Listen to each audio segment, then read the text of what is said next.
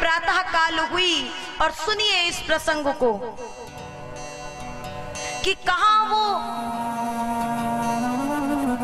उन गोपियों का प्रेम, उन गोपियों का भाव आज जो कृष्ण से बिछड़ेंगे 100 वर्षों तक फिर भेंट होने वाली नहीं है।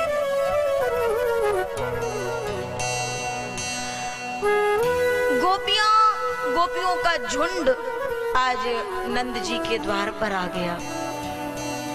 कहाँ है वो अक्रूर जो हमारे लिए आज क्रूर बन करके आए हैं? अरे किसने कहा कि हम अपने कृष्ण को जाने देंगी? किशोरी राधा बड़ी जोर जोर से करुण विलाप कर रही है। कृष्ण ने कहा, राधे तुम्हें तो पता है ना मेरे अवतार का कारण क्या है? और फिर आज इन ब्रजांगनाओं को धीरज बंधाने में, समझाने में मेरे पास शब्द नहीं है। तुम इन्हें समझा दो। और फिर मैंने तुम्हारे साथ, तुम सबके साथ इतना समय बिताया है, ये रास रचाया है, इन सबके साथ इनकी स्मृतियों, इनकी यादों के साथ रह लेना। समय कैसे बीत जाएगा राधे पता नहीं चलेगा। मुझे जाना होगा। और इतना कहे कि कृष्ण जैसे ही अपने चरणों को आगे बढ़ाए तो पीछे से आवाज आई, वहां ध्यान धरे पंडित अनेक। ए कृष्ण, ए लाला सुन, जा तो रहे हो, क्या तुम्हें हम याद रहेंगे? हमारे जीवन में तो तुम्हें छोड़ करके फिर दूसरा कोई आधार नहीं है, लेकिन तुम्हारे पास में बहुत से विकल्प हैं।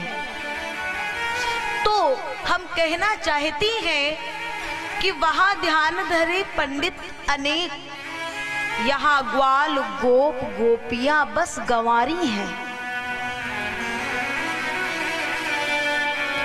उन विद्वानों के मध्य में, उन पंडितों के मध्य में क्या ये गंवारिये तुम्हें याद रहेंगे? यहाँ घास फूस मई कुटियों का रहना है।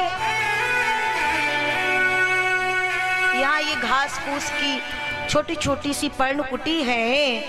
वहां उन अमीरों की महल अटारी है।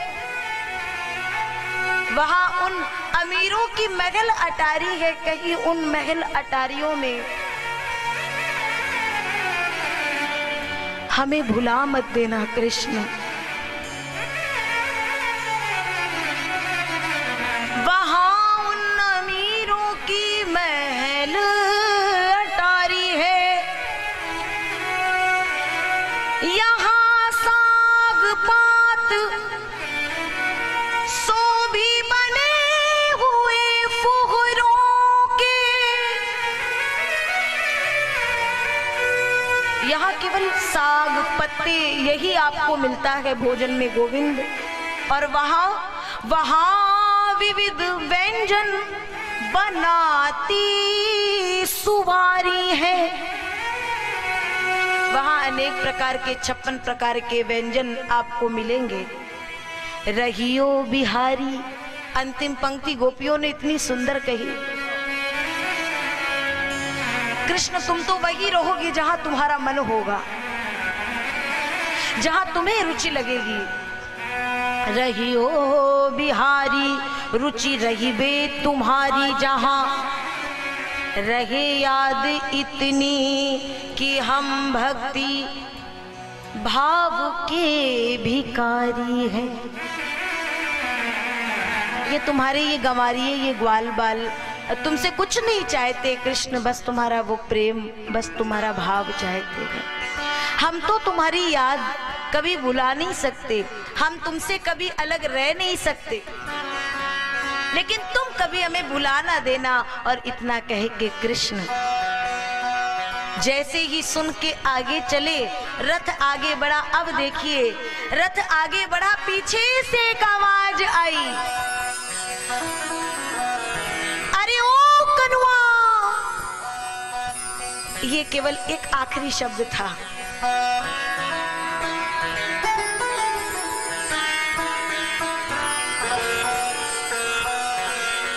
यही तो है माँ, जो अपने प्रेम, जो अपने भाव कहाँ तक समेट के रख देती है।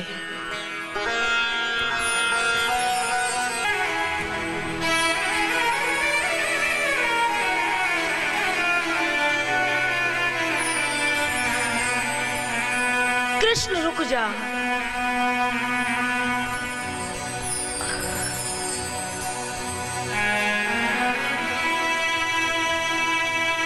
मुझे पता है तुम मेरा लाल नहीं है।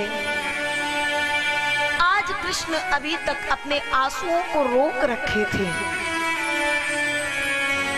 लेकिन जैसे ही मां ने कहा तुम मेरा लाल नहीं है, कृष्ण ने रथ से छलांग लगा दी। मां ये क्या कह गई? हाँ, मुझे अभी अभी पता चला है कृष्ण कि तू मेरा लाल नहीं है, तू तो वसुदेव और देवकी का लाल है। मैंने तुझे अपना लाला समझ करके बड़े कष्ट दे दिए, ऊखल से बांध दिया। रसोई घर के आगे एक कोई व्यंजन तू मुझसे मांगता था, मैंने तुझे दिया नहीं। हो सके तो इस यशोदा को क्षमा कर देना। और कृष्ण ने जैसे ही सुना, चरणों में गिर करके कहते, माँ मुझे जाना तो पड़ेगा क्योंकि वहां के कार्य करने गए, लेकिन तुझसे बस इतना कहूंगा, आज कह दिया तो कह दिया। कभी स्वप्न में भी ऐसा मत सोचना कि कृष्ण तेरा लाल नहीं है। और